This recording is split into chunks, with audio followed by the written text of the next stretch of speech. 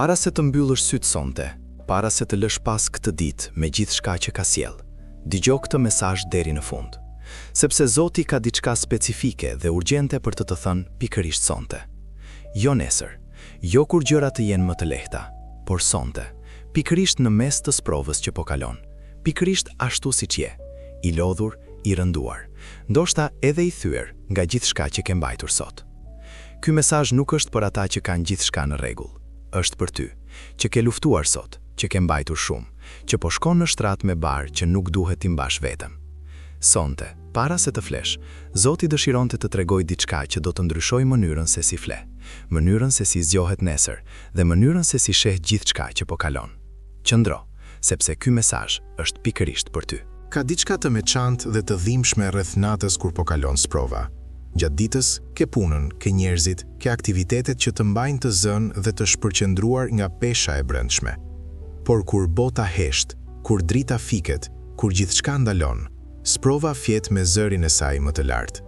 Mendimet që ke mbajtur larg gjatë ditës me zhurmën e aktivitetit kthehen njëra pas tjetrës në errësirën e dhomës sate.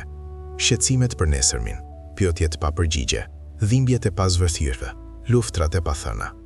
Dhe shtrati, vendi që duhet të jetë vendi i pushimit dhe i rigjenerimit, ndihet si vendi i betejës më të vështirë të ditës.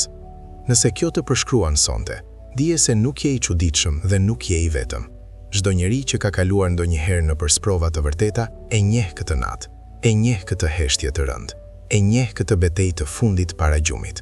Por sonte, Zoti dëshiron të ndryshojë diçka në mënyrën se si e përjeton këtë natë. Jo duke hequr më njëherë sprovën, por duke ndryshuar mënyrën se si je i shoqëruar brenda saj. Sepse nata jote e sprovës nuk është natë e braktisjes, është nata kur Zoti është më afër se sa ke ndjerë ndonjëherë. Ka një të vërtet që dua të ta plantoj thellë në zemër sonte, para se të flesh. Ndërkohë që ti po lufton me gjumin, ndërkohë që sprovat flasin me zërin e tyre më të lartë në errësirën e dhomës sate, Zoti është zgjuar, plotësisht zgjuar, plotësisht i vetëdijshëm, plotësisht i fokusuar mbi ty. Psalmisti e dinte këtë të vërtet kur shkroi: Ja, ai që ruan Izraelin nuk dremit dhe nuk fle. Ky nuk është vetëm një fakt teologjik, është premtimi më personal dhe më i ngrohtë që mund të marrësh sonte. Ndërkohë që ti ke nevojë për pushim, ndërkohë që trupi yt ka nevojë të rigjenerojë, ndërkohë që mendja jote ka nevojë të heshtë, Zoti nuk fle. Ai rizgjuar jo nga detyrimi, por nga dashuria, nga kujdesi i plotë dhe i vazhdueshëm për çdo detaj të jetës sate. Ndërkohë që ti flesh sonte, Zoti do të jetë zgjuar duke punuar për ty, duke rregulluar gjëra që ti nuk mund t'i rregullosh, duke hapur dyert që ty të duken të mbyllura, duke mbrojtur gjëra që ti nuk di as që kanë nevojë për mbrojtje, duke përgatitur zgjidhje për problemet që sonte të duken të pazgjidhshme, dhe duke qëndruar pranë teje çdo orë, çdo minutë me dashurinë e plotë dhe të palëkundur të Atit që kurrë nuk të lë të vetëm. Kjo natë e sprovës nuk është natë e vetmisë, është nata kur rojtari yt nuk fle. Dua të të tregoj diçka konkrete dhe të fuqishme sonte. Çfarë saktësisht Zoti po bën ndërkohë që ti po kalon këtë sprovë? Sepse sprova nuk është periudhë e pasivitetit hynor, është periudha e aktivitetit të tij më intensiv dhe më të thellë në jetën tënde. Gjëja e parë që Zoti po bën në sprovën tënde, po të forcon nga brenda. Ashtu si zjarri nuk shkatron arin, por e pastron dhe e forcon, sprova nuk po të shkatron, po të heq gjithçka të sipërfaqshme dhe të rreme, dhe po zbulon arin e vërtet të karakterit tënd të thellë. Çdo ditë e sprovës shton në ty diçka që nuk mund të merret me asnjë mënyrë tjetër: thellësi, urtësi, rezistencë dhe besim të pathyeshëm. Gjëja e dytë, Zoti po të mbron nga gjëra që nuk i sheh. Ka rrugë që dukeshin të mira, por do të të dëmtonin. Ka njerëz që dukeshin të duhur, por do të të tradhtuan. Ka vendime që do të dukeshin të drejta, por do të kishin pasoja të rënda. Dhe sprova, duke të mbajtur në vend, po të mbron nga të gjitha këto. Gjëja e tretë, Zoti po përgatit gjithçka që ke nevojë para se ta kërkosh. Zgjidhjet, providentën, njerëzit e duhur, mundësitë e duhura, të gjitha po pozicionohen me precizion hynor, ndërkohë që ti po kalon sprovën. Dhe gjëja e katërt, Zoti po shkruan pjesën më të fuqishme të historisë sate. Dëshmia që do të lind nga kjo sprovë do të ndryshojë jetën e njerëzve që do ta dëgjojnë. Historia jote e sprovës dhe triumfit do të jetë drita që dikush tjetër do të ketë nevojë për të gjetur rrugën e tij. Tani kemi arritur në momentin më të rëndësishëm të kësaj nate. momentin e lutjes. Jo lutja e fjalëve të bukura fetare, por lutja e zemrës së zhveshur dhe të ndershme. Ajo bisede vërtet midis teje dhe Zotit, para se të mbyllësh sytë sonte. Dhe dua të udhëheq nëpërmjet kësaj lutjeje, fjalë pas fjale, në mënyrë që kur të flesh sonte, të flesh me diçka ndryshe në zemrën tënde. Thuaje me zë të lartë ose me heshtjen e thellë të brendshme, por thuaje me gjithë zemrën. O Zot, sonte jam i lodhur.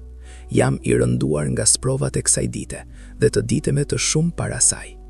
Kam mbajtur shumë dhe sonte, para se të flesh, zgjedh të lëj gjithçka në duart e tua. Ti sheh çdo gjë që po kalon. Ti njeh çdo detaj të sprovës sime. Ti di çfarë nuk di unë dhe zgjedh të besoj se ke një plan të përsosur, edhe kur nuk e shoh. Ndërkohë që fle sonte, lutu që të punosh ti. Rregulloje çfarë unë nuk mund ta rregulloj. Hap çfarë unë nuk mund ta hap. Mbro çfarë unë nuk mund ta mbroj. Dhe përgatit çfarë unë nuk mund ta imagjinoj. Fali mendjes sime pushim nga shqetësimet. Fali zemrës sime paqe nga dhimbjet. Fali shpirtit tim siguri nga prania jote. Dhe nesër, kur të zgjohem, dhuro më forcën e re dhe shpresën e re për të vazhduar. Besoj se nuk fle. Besoj se je zgjuar mbi mua sonte.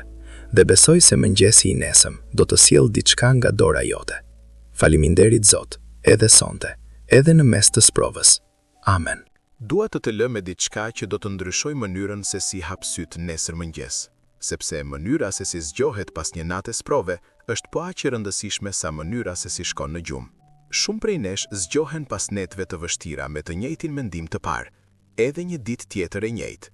Dhe ai mendim i parë vendos tonin e të gjithë ditës që vjen. Por sonte, Zoti dëshiron të ndryshojë atë mendim të parë të mëngjesit. Gjëja e parë që dua të bësh nesër mëngjes, para se të hapësh telefonin, para se të kontrollosh lajmet, para se të filloj zhurma e ditës, thuaj me zë: Faleminderit Zot për mëshirat e reja të këtij mëngjesi.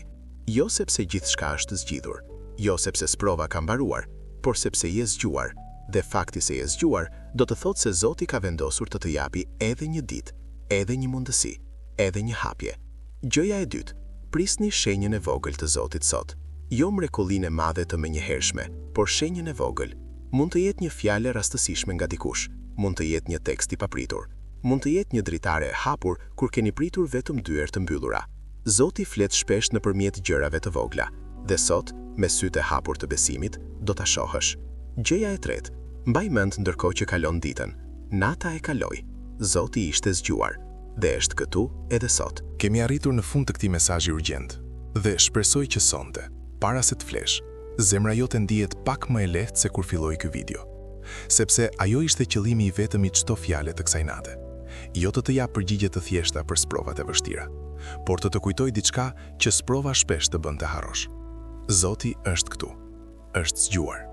Është i vetëdijshëm, është aktiv dhe është krejtësisht i fokusuar mbi ty, pikërisht sonte, pikërisht në mes të çdo gjëje që po kalon. Sprova jote nuk është dëshmi e braktisjes hynore, është arena e punës së tij më të thellë. Po të forcon kur ti ndihesh i dobët, po të mbron kur ti nuk sheh rrezikun, po të përgatit kur ti nuk di se çfarë vjen. Ka 5 premtime specifike që të mbajnë sonte. Ka një mëngjes i ri që është duke u përgatitur ndërkohë që flesh, dhe ka një rojtar që nuk fle, që do të jetë zgjuar çdo orë të kësaj nate, duke punuar për ty me dashuri të pafundme. Sonte, para se të flesh, thuaj këtë me zemrën tënde. Zot, lë gjithçka në duart e tua sonte. Fle me qetësi sepse ti nuk fle. Mbaj premtimet e tua mbi mua ndërkohë që pushoj, dhe zgjohem nesër me besimin se dora jote ka punuar gjatë gjithë natës për mua. Faleminderit, edhe sonte, edhe në mes të sprovës. Amen. Nëse ky mesazh preku zemrën tënde sonte, shkruaj amen në komente dhe tregoma çfarë sprove po kalon sonte. Dua të lutem specifike për ty. Ndaje këtë video me dikë që po kalon sprova dhe ka nevojë ta dëgjojë këtë mesazh para se të flesh sonte. Abonohu dhe aktivizo njoftimet, sepse çdo javë kemi mesazhe të reja. Dhe mbaj mend gjithmonë, nata jote e sprovës nuk është natë e vetmis. Është nata kur rojtari yt nuk fle. Flesh mirë. Zoti është zgjuar.